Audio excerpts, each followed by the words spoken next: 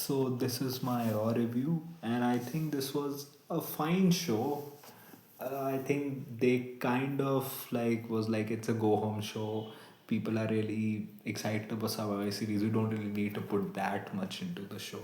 So you had like a huge brawl to end the night where Brock Lesnar slipped and you had a huge brawl. Before that, it was I think a good enough match. I was not expecting it to be good, like where Drew and Logan won the match and got the War Games advantage. Where Logan pinned one of the Usos after a skirmish outside between Cody, Bronson, Braun, CM Punk, and everyone.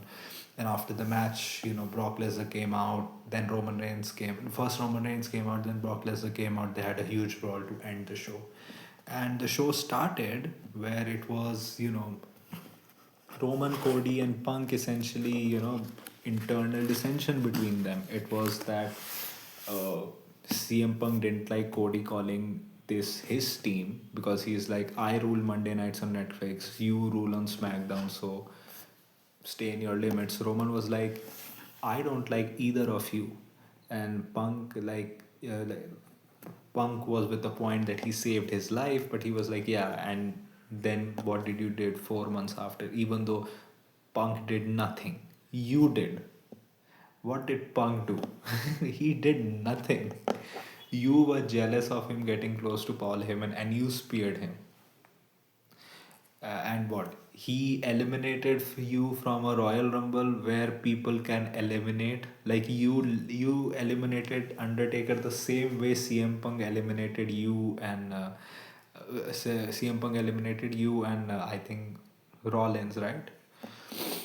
So they were having a confrontation, and the most good part was it that he said that he hates Paul Heyman more than he hates both of them, and he was like, the title will look good on me, but he didn't specify who. But from what I was seeing and what from a lot of other people saw, you could kind of see that Roman Reigns was more of indicating it towards Punk, because you also had Punk asking, who did he mean, and I don't think they're gonna do Roman versus Cody again. I don't think that's the plan. I think probably for WrestleMania, I think Cody and Randy, and now that Seth is out, probably Punk and Roman is going to be the program. Probably the two main events for WrestleMania. I can see that is the reason I think they have not had Randy Orton till now on TV, because I think they probably see like a WrestleMania program, maybe a Cody heel turn at WrestleMania to take the title back from Randy. Maybe Randy wins it at the Rumble, and then you can have Cody win the title back, turn heel on Randy at WrestleMania. Because face it, people are not gonna boo Randy Orton over Cody Rhodes. Other than that, you had the female war games confrontation as well, where AJ Lee was essentially was like, I'm going to bring back the old AJ Lee, and then they started fighting, and it ended with the baby faces on top. And the thing with is that the in the women's war games, the baby faces have the war games advantage as well. And they stood tall over here as well, so probably they are going to lose at war games. And I think this is a good moment for Lash Legend as well, her getting even though she's probably not going to get the pin, but her getting that win is good. Also, probably getting an indication of the next program. Maxine was confronted by Ivy Nile and Roxanne Perez backstage. Ivy Nile, I think, has had a previous feud with Maxine as well. You have the Judgment Day there. I think I can see probably either Maxine being like a floater and then a transitional champion, and probably Roxanne winning the Intercontinental Championship from her. I can see that happening as well. Aside from that, you had Gunther versus Carmelo, which was a pretty good match in which Gunther won.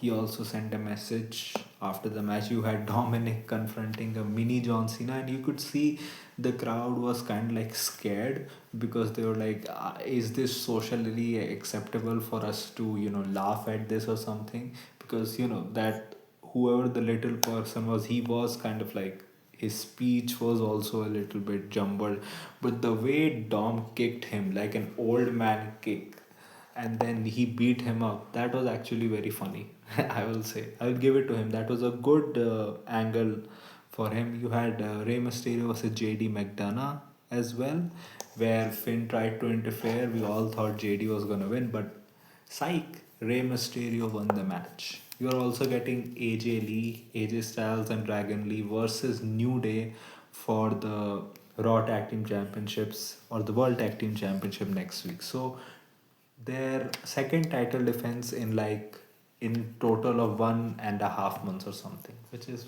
fine, but no story still now for them.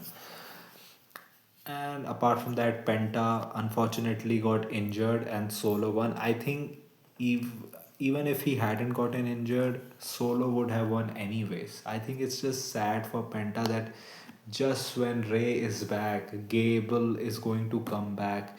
You're going to have the Penta and Ray Phoenix reunion of the Lucha Bros going up against Dominic and El Grande Americano for a future Triple A show as well, and suddenly then Penta gets injured.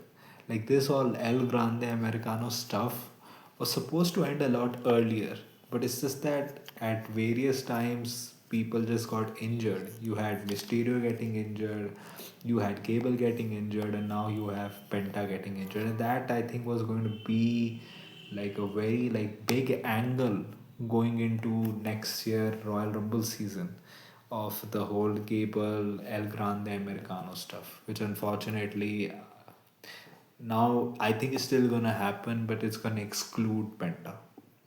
And I'm just sorry for Ray Phoenix as well. I mean, what is he even doing? Like he's just another babyface on Sami Zayn's team against the MFT. And the MFT was there, so I think it was, they would have probably had Tala Tonga interfere and have Solo win the match. So yeah,